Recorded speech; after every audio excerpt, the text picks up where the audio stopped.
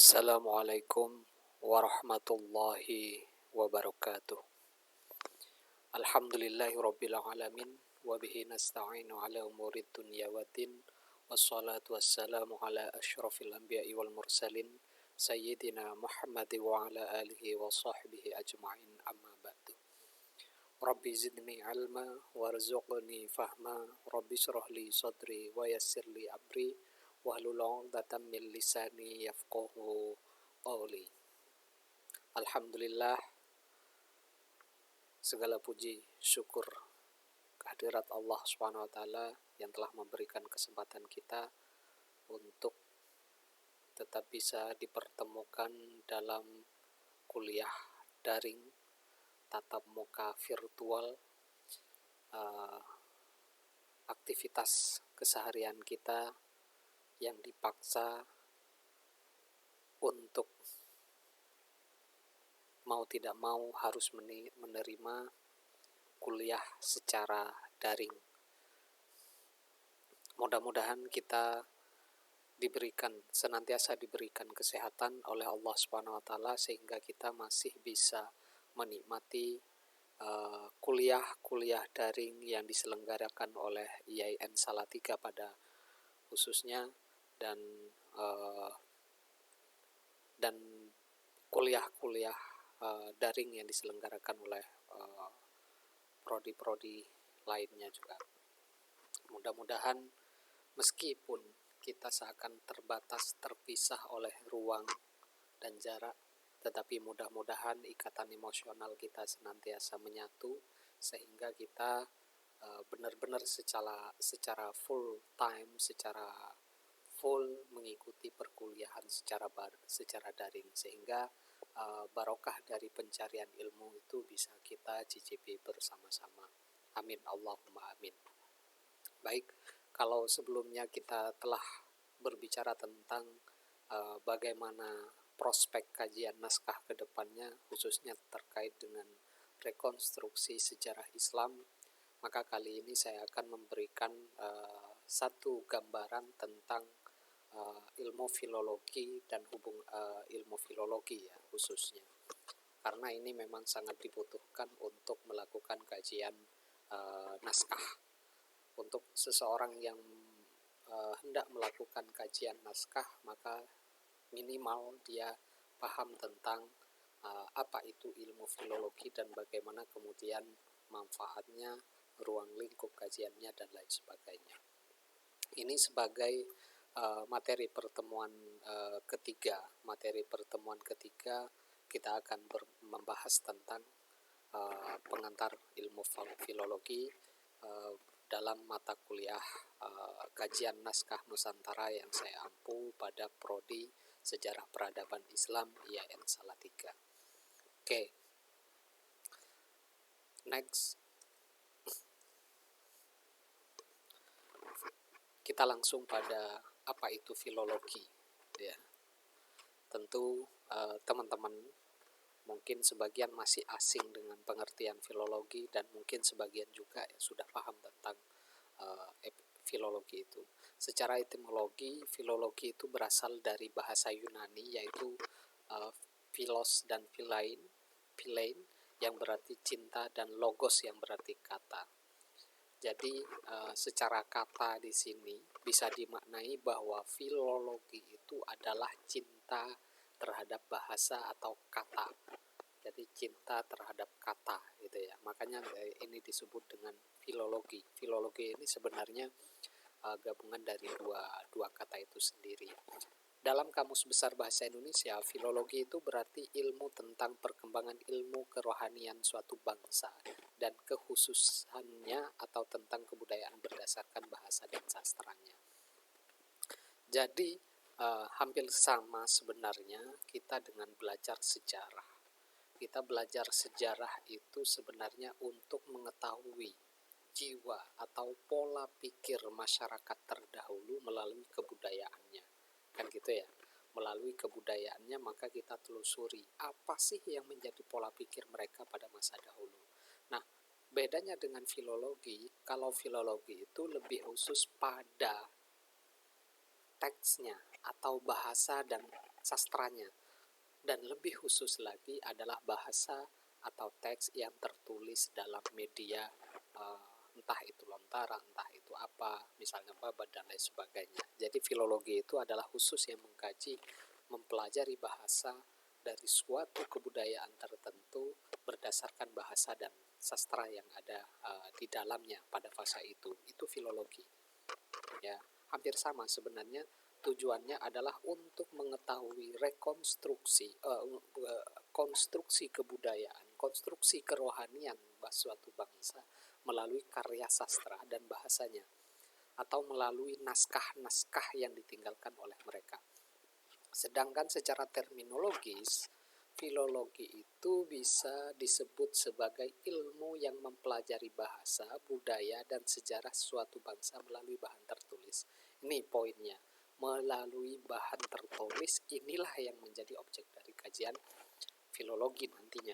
Jadi filologi itu adalah khusus satu cabang ilmu yang secara khusus membahas tentang bahasa, budaya, dan sejarah suatu bangsa melalui bahan-bahan tertulis. Jadi tidak bisa kita mempelajari, kalau dalam konteks filologi, tidak bisa kita mempelajari kebudayaan suatu bangsa dengan bangunannya. Itu akan masuk pada ranah ilmu yang lain, bukan ranah kajian filologi. Karena ranah kajian filologi itu lebih terfokus pada pengkajian budaya melalui bahan tertulis atau melalui teks, buku-buku, dan lain sebagainya. Next, itu pengertian filologi. Terus yang ruang lingkup kajian filologi itu apa saja? Filologi merupakan ilmu yang bidang kajiannya adalah meneliti naskah-naskah klasik peninggalan masa lalu. Ini ditegaskan sekali lagi bahwa ruang lingkup kajian filologi itu hanya di wilayah teks, gitu ya, naskah-naskah klasik peninggalan masa lalu. Kajian atau studi yang dilakukan dalam filologi merupakan kajian kritis. Karena apa? Karena di dalamnya ada proses memilah dan memilih dengan tingkat kehati-hatian yang sangat tinggi. Makanya bisa dikatakan filologi ini merupakan kajian kritis karena memang kita harus benar-benar membedah teks itu dari segi fisiknya, dari segi kertasnya, dari segi keasliannya, dan lain sebagainya. Untuk apa? Itu nanti akan dijawab untuk menentukan mana naskah yang paling otoritatif yang mewakili kebudayaan pada waktu itu. Jangan-jangan naskah ini sudah disalin ulang dan lain sebagainya. Nah, itulah yang akan kita lacak melalui filologi. Filologi ini akan meracak rekam jejak dari naskah itu sendiri. Ini kira-kira dibuat pada tahun berapa. Sedangkan misalnya tahunnya dibuat pada tahun 2010 atau dibuat pada abad 9, tetapi ternyata kertasnya sudah menggunakan kertas modern. Maka ini berarti tidak otoritatif, berarti tidak mungkin naskah yang diproduksi pada abad 9 sudah memiliki kertas modern misalnya, dan lain sebagainya. Nah, ini yang akan kita kaji. Sejauh mana, artinya filologi ini akan menentukan otoritas dari naskah itu sendiri. Apakah benar-benar naskah ini apakah benar-benar berasal dari kebudayaan tertentu dan dibuat pada masa itu. Itu ya, kajian filologi. Makanya segala sesuatu dilakukan untuk mendapat naskah asli atau setidaknya mendekati keaslian. Dalam filologi, naskah yang demikian disebut naskah yang otoritatif. Jadi dalam kajian filologi, naskah itu dikatakan otoritatif, apalagi sudah mendekati dengan keaslian sebuah fase. Ini hampir sama dengan sumber primer dalam sejarah misalnya, gitu ya. Sumber primer. Nah, untuk menentukan ini primer atau tidaknya, tentu kita butuh ilmu filologi. Untuk apa? Untuk menentukan kadar kualitas dari kertasnya semacam apa, ini kira-kira lahir pada abad berapa, dan lain sebagainya. Jadi disinilah ilmu filologi atau kajian naskah itu memberikan bantuan yang signifikan terhadap rekonstruksi sejarah, rekonstruksi historis untuk memberikan sumber primer yang autoritatif, sumber primer yang asli, ya, mendekati keasliannya. Asli itu ukurannya itu adalah sesuai dengan tahun misalnya, bukan lahir pada fasenya. Misalnya kitabnya siapa, Al-Ghazali misalnya, ternyata cetakannya sudah berupa cetakan modern dan lain sebagainya. Ini bukan berarti ini tidak autoritatif, tidak pantas dikatakan sebagai kitab asli dari karangan Al-Ghazali.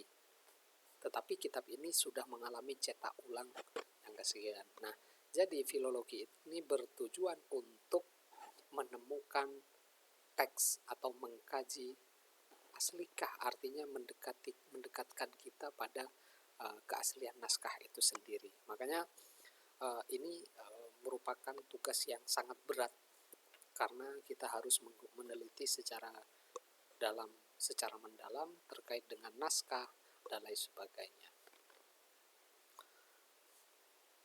Penelitian naskah dalam filologi tidak hanya meneliti bentuk fisik naskah, tetapi juga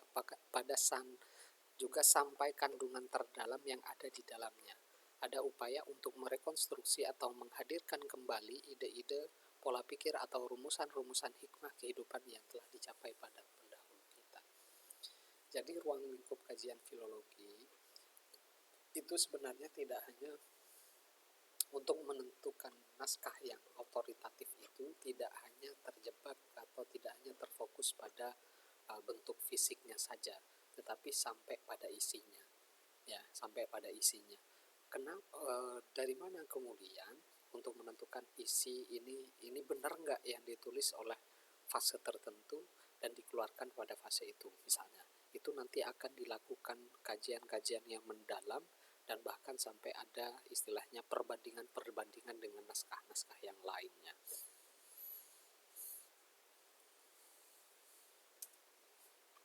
Next, tujuan filologi. Nah, untuk apa? Secara umum, filologi bertujuan mengungkapkan hasil pemikiran, pengalaman, dan budaya yang hidup pada masa lalu. Dengan cara seperti itu muncul juga manfaatnya, yakni terkodifikasinya nilai-nilai budaya klasik, melestarikan budaya yang terkandung dalam naskah itu, dan memperkenalkannya kepada masyarakat. Ini hampir sama. Secara substansial, filologi itu hampir sama dengan sejarah. Artinya bagaimana menghadirkan konstruksi historis, menghadirkan konstruksi nilai pada fase sejarah itu kemudian disajikan di masa kini sehingga bisa dinikmati oleh masyarakat. Untuk apa? Untuk dipelajari, untuk sebagai sebuah pembelajaran bagi masyarakat kini agar dia bisa menata kehidupannya di masa kini sekaligus di masa mendatang. Ini hampir sama sebenarnya.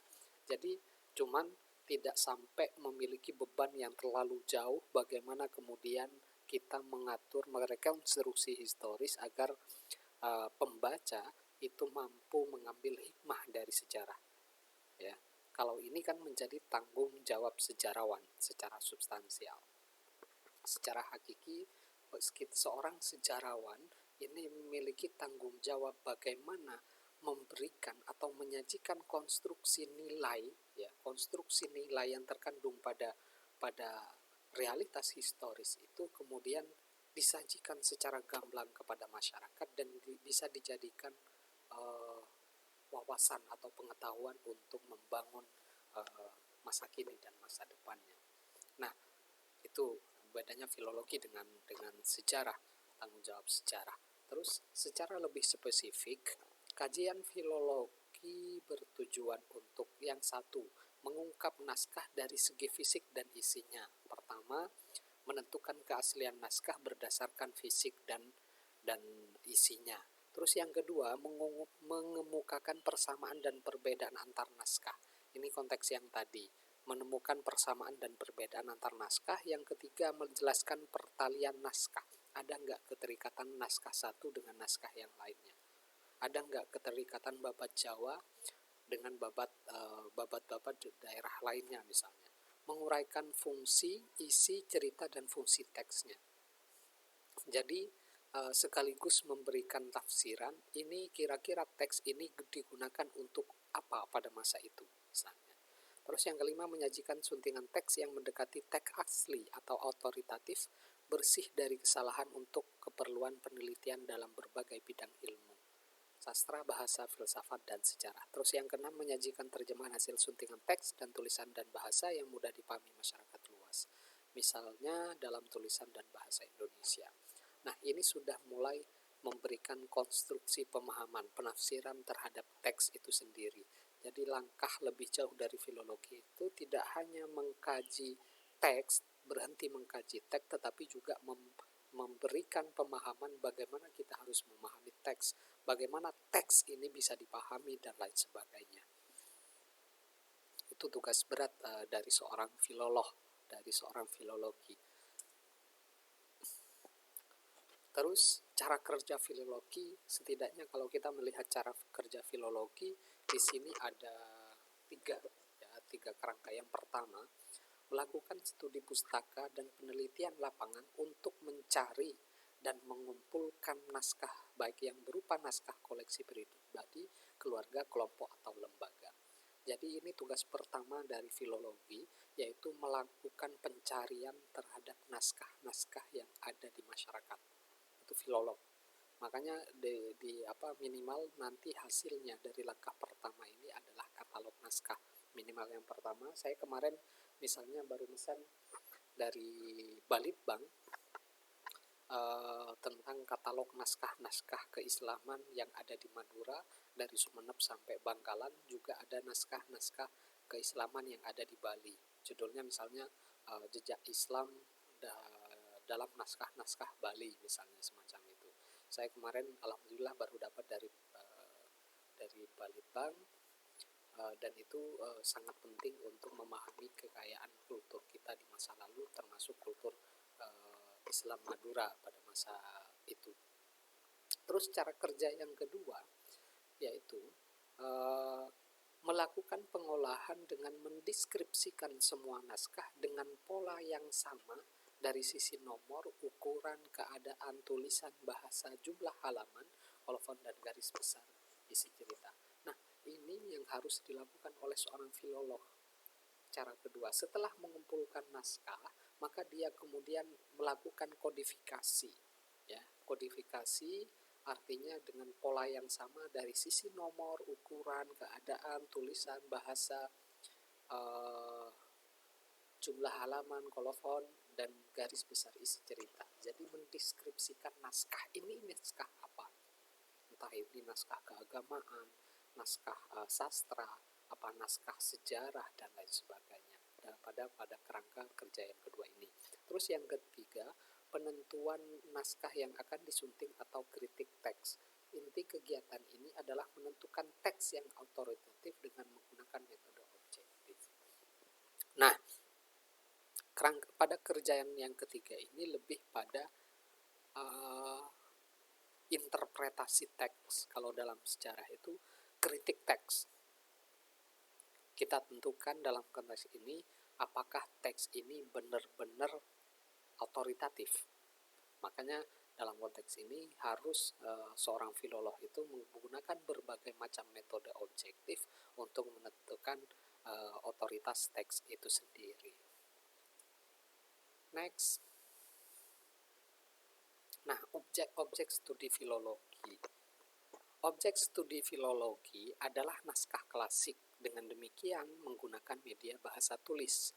Meskipun demikian, ada pendapat bahwa studi filologi juga bisa mencakup peninggalan atau karya dalam bentuk lisan.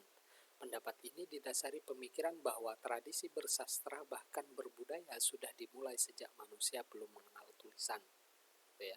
Bentuk pengawetan dan pelestarian pada masa sebelum dikenal bahasa tulis adalah dengan penghafalan secara lisan dengan penyebaran secara naluri. Walaupun demikian, dalam studi filologis, peninggalan teks yang dikemas dalam bahasa lisan secara teknis akan melalui proses transkripsi ke dalam bentuk naskah atau bahasa tulis. Nah, belakangan ini memang studi filologi itu juga mengalami pengembangan. Jadi tidak hanya berorientasi pada pengkajian teks atau budaya yang tertulis dalam media teks, tetapi juga sejarah lisan yang dituturkan, karena itu merupakan studi literasi, ya, studi literasi masyarakat dahulu itu dengan hafalan misalnya. Adanya pendapat di atas berdampak pada adanya persinggungan antara objek kajian filologi dengan objek kajian folklore. Sastra lisan, cerita rakyat, upacara-upacara padat merupakan objek kajian utama folklore. Pembeda kedua ilmu ini adalah penekanan fokus kajiannya. Filologi menekankan pada tradisi naskah, sedangkan folklore mengkaji pada tradisi lisan. Jadi kalau filologi itu tadi meskipun mempelajari sejarah lisan, tradisi lisan itu pasti ada masih lebih fokus pada transliterasinya, ya, transliterasinya. Sedangkan folklore itu lebih fokus pada tradisi lisan itu sendiri dan tidak mau merembet pada tradisi naskah itu sendiri. Next. Hasil kajian filologi. Hasil kerja filologi adalah tersedianya naskah-naskah yang autoritatif sebagai bahan kajian untuk masyarakat dari berbagai bidang ilmu. Nah, penyuntingan naskah, transliterasi naskah yang disajikan oleh filolog ini sangat bermanfaat betul. Untuk apa?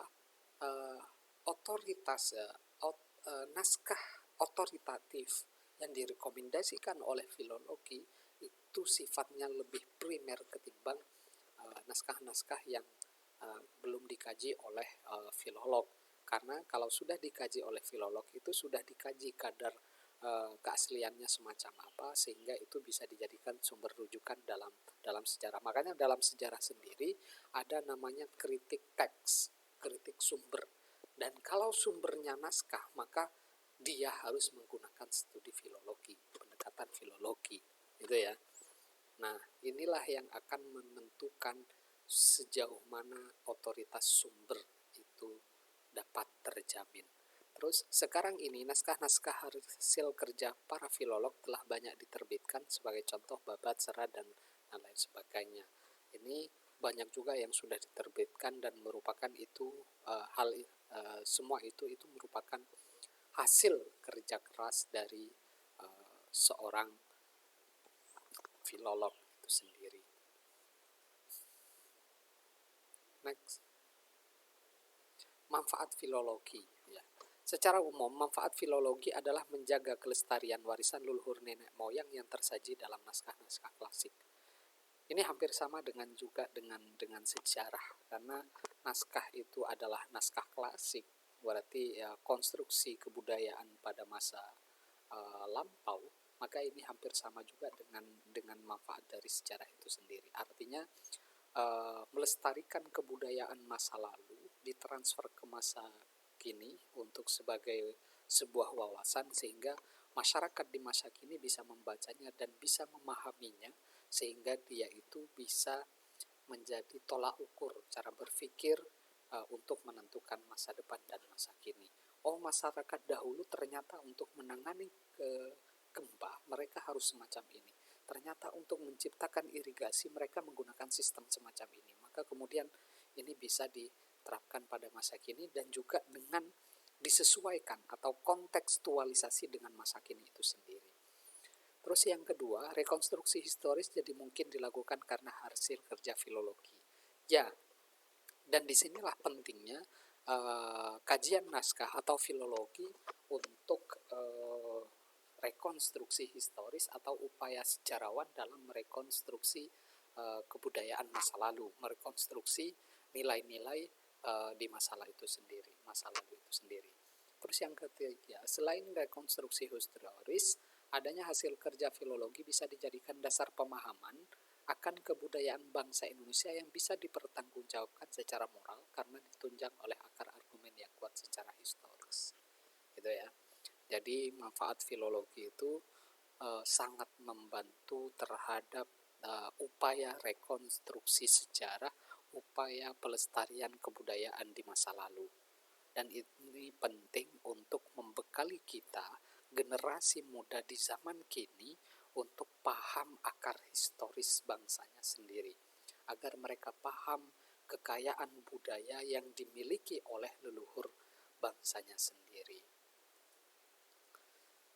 Nah, mungkin sampai di sini dulu pertemuan kali ini. Sampai ketemu lagi di minggu-minggu selanjutnya. Mudah-mudahan kita masih diberikan kesehatan sehingga kita masih diberikan kekuatan untuk melaksanakan tatap muka virtual ini, untuk melaksanakan kuliah daring. Yang jelas, mudah-mudahan kita masih terus diberikan anugerah kesehatan ya, anugerah kesehatan sehingga kita masih bisa diberikan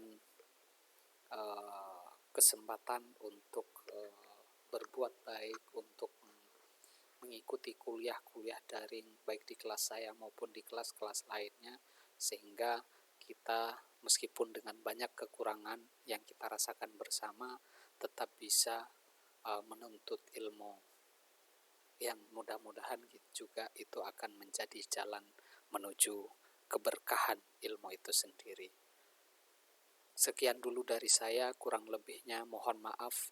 Wallahul muwaffiq ila aqwamit thoriq. Wassalamualaikum warahmatullahi wabarakatuh.